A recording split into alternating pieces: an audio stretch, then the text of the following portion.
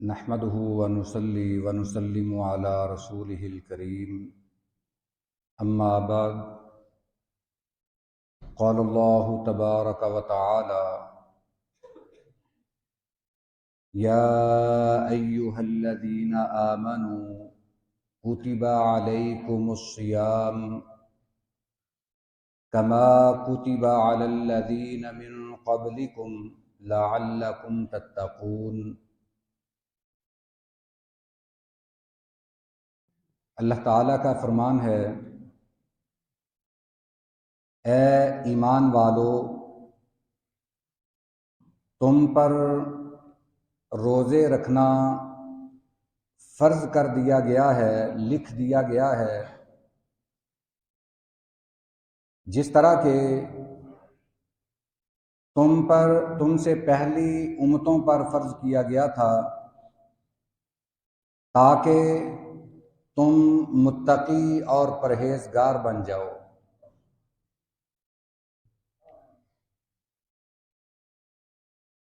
صوم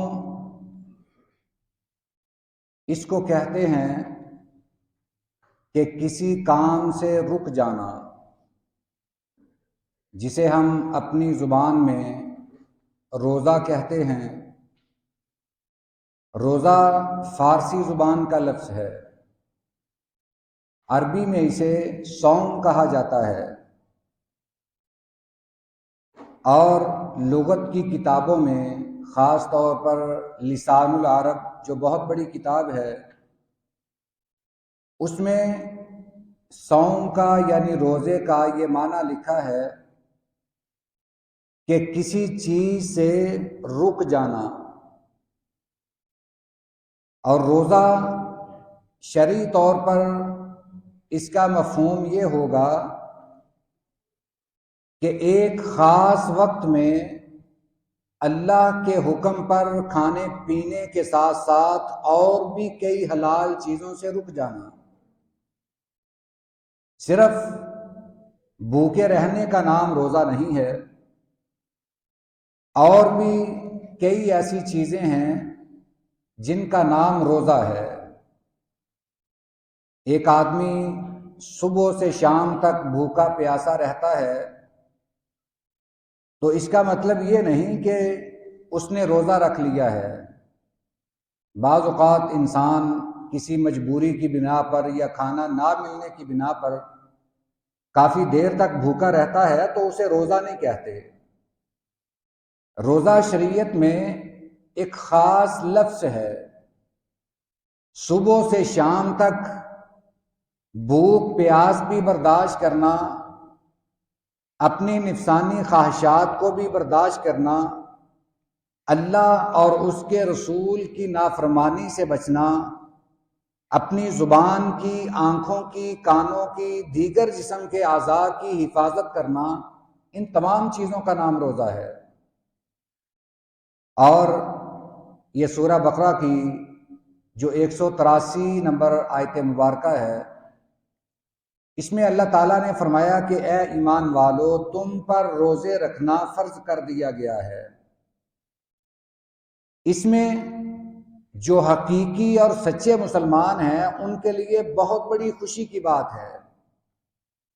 اگر مالک کی طرف سے کوئی حکم ملے تو بندگی کرنے والا اس پر خوش ہوتا ہے کہ یہ میرے مالک کا حکم ہے، میں نے یہ پورا کرنا ہے۔ وہ مجبوری کی بنا پر نہیں، یا تنگی کی بنا پر، یا مجبور ہو کر وہ عمل کرے، ایسا ہرگز نہیں۔ مالک کی جب بات آ جائے، مالک جب کوئی ذمہ داری لگا دے تو پھر بندگی کرنے والا اس پر خوش ہوتا ہے۔ اور یقیناً رمضان المبارک کی آمد مسلمانوں کے لیے خوشی کا باعث ہے۔ یہ مجبوری کے نام پر روزے نہیں رکھے جاتے، یا کوئی بھی عبادت اگر بندہ نماز پڑھتا ہے تو اس کا مطلب یہ نہیں کہ وہ مجبوری کی بنا پر پڑھتا ہے، بلکہ وہ تو اپنے مالک کا حکم مانتے ہوئے پڑھتا ہے۔ روزہ بھی اسی طرح ہے۔ پھر فرمایا یہ اللہ نے حوصلہ بھی دیا کہ روزہ صرف تم پر ہی نہیں بلکہ تم سے پہلی امتوں پر بھی فرض کیا گیا تھا۔ یہ کوئی ایسی عبادت نہیں ہے کہ جو تم پر نئی عائد ہوئی ہو یا تم رکھ نہ سکو، تم اس کی طاقت بھی رکھتے ہو۔ یہ مشکل عبادت نہیں ہے، تم سے پہلے بھی لوگ رکھتے رہے ہیں، اور اس کا نتیجہ کیا ہے، صلہ کیا ہے؟ تم روزہ رکھو گے تو روزہ تمہیں متقی اور پرہیزگار بنا دے گا۔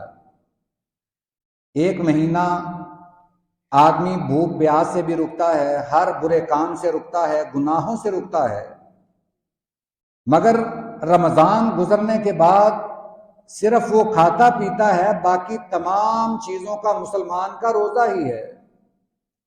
وہ اپنے مالک کی نافرمانی نہیں کرتا، گناہ نہیں کرتا، اپنے مالک کو ناراض نہیں کرتا، وہ صرف کھاتا پیتا ہے، کھانے پینے کا اس کا روزہ نہیں ہے، باقی گناہوں سے بچنے کا اس کا سارا سال ہی روزہ رہتا ہے۔ اللہ ایسا روزہ ہمیں بھی رکھنے کی توفیق عطا فرمائے۔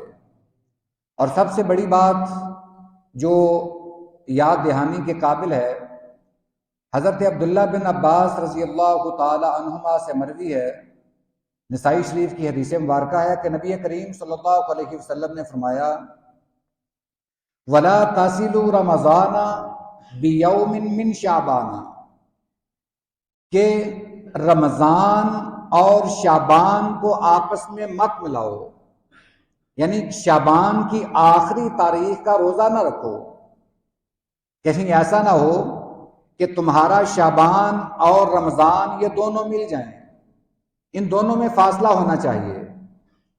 ممکن ہے سوموار کو چاند نظر آ جائے تو سوموار کا دن یہ شعبان کا آخری ہوگا اور منگل کا دن یہ رمضان کا پہلا ہوگا۔